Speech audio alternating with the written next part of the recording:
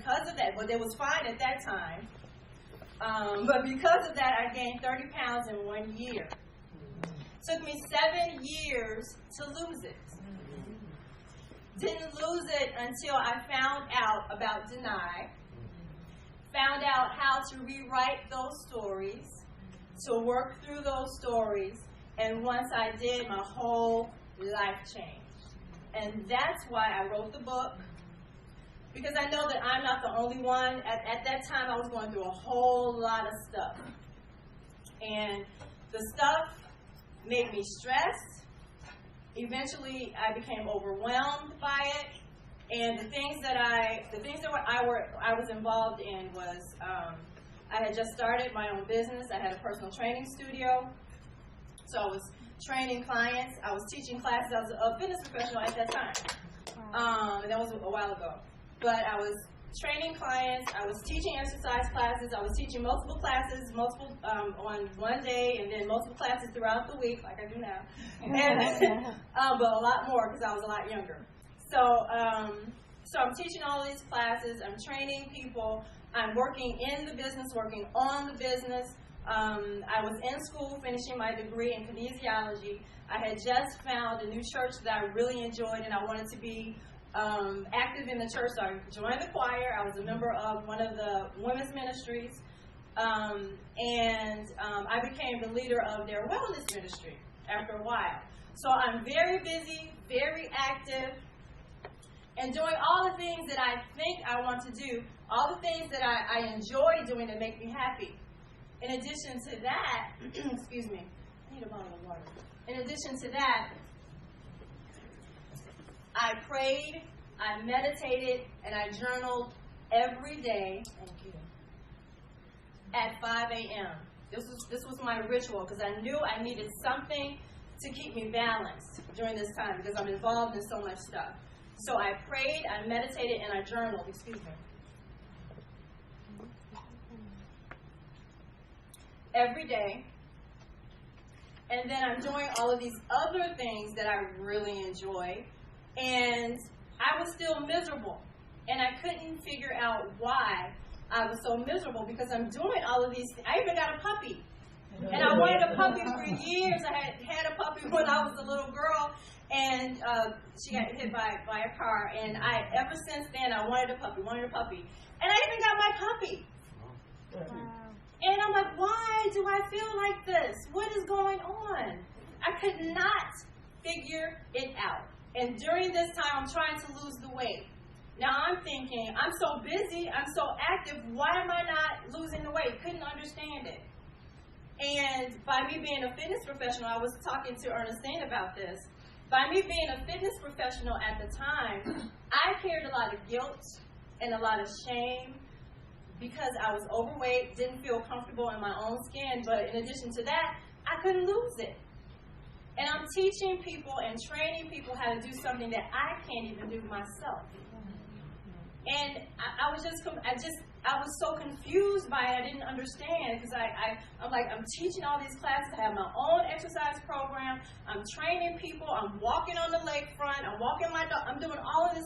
What is the problem? And it wasn't until one day I was actually crying, and I found out later on that I had cried every day for a whole year before I actually sat down and tried to figure out what was wrong. For a whole year. And so this particular day, I just felt like, God, something has to change. I'm tired of this. I'm tired of feeling bad. I'm tired of coming home and feeling like the world has ended. What is going on? And so I sat down at my kitchen table, and I'm just sitting there talking to God, and I said, why? Why is this happening? Why do I feel like this? And immediately, all of these stories started coming up. All of these stories, because of this, because of that, and you feel this because of that. And I'm sitting there in amazement, like, where is this coming from? All inside of me, carrying all of this stuff inside of me in my subconscious mind, and we're going to talk about that later on, actually in a hurry. Our subconscious mind kept putting all of that stuff that I didn't want to think about in the back of my mind, still worried about it because it doesn't go away. It's still there. And what happens is when we get quiet is when all that stuff comes up. All the stuff that you're worried about during the course of the day, it comes up. You're like, oh, nope. I don't want to think about that, so let me grab some potato chips. Let me grab a drink.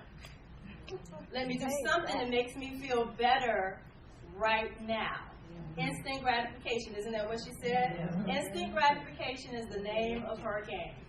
And so I'm confused during this time. I don't know what is going on, but I'm giving myself permission to eat food. Now, mind you, I was on the hormones, which caused me to eat more, so I'm eating more than I need already.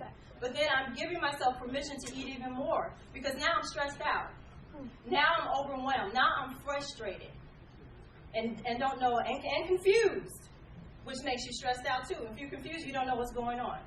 So I'm eating all this food, giving myself permission to eat, and as a fitness professional, we know, we're trained, we're not supposed to give ourselves permission to eat. That's a no-no. You do something else to make yourself feel better. You do something else when you reach a small goal. You don't give yourself permission to eat a cookie because you exercised this morning. So, and those are the things that I was doing, and I knew better. So it's not about knowledge. Nothing to do with knowledge. You can have all the knowledge in the world and still do the same stuff, still end up going around in circles doing the same things over and over, wondering what is going on. Why? Because of those stories that we don't want to acknowledge. And so once I started listening to those stories, going, oh my God, oh my God, oh my God, I felt so much better. Because now it's like, oh, this is where it's coming from. Next step, okay, I need to do something about it because I'm ready to change. I'm ready to change now. Next step, do something about it. Felt free. Now, some of the things that were in the back of my mind that I wanted to hold on to, didn't want to think about, the end of my marriage. I knew that my marriage was coming to an end, didn't want to think about it. We were arguing, we were going in separate directions, didn't want to think about it. Let me grab a cookie. Let me grab some chips, some popcorn, some burgers, whatever will make me feel good.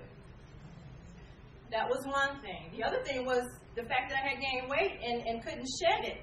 And then I'm hiding it, trying to hide it. You know you can't hide it, but you try to hide it. And I refused. I had gotten to a certain level in my dress size, and I was like, I refuse to go any further than this. I refuse. I was talking to Ernestine, we were talking about the numbers, and I'm like, I'm not going there. She was like, well, you're 14. I'm like, I'm not going there. I didn't want to think about that. So I'm covering it up, holding my stomach in when I go outside so my neighbors can't see my stomach. It's there anyway. They're going to see it anyway. But this is going on in my head. They won't see it if I do that. That's another thing that I had to come to terms with. The other thing was closing my business. I had to close my business because this was in 2008. People were losing their jobs, so my clients were losing their income. So I had to come to terms with that. And once I did that, a whole new world opened up to me.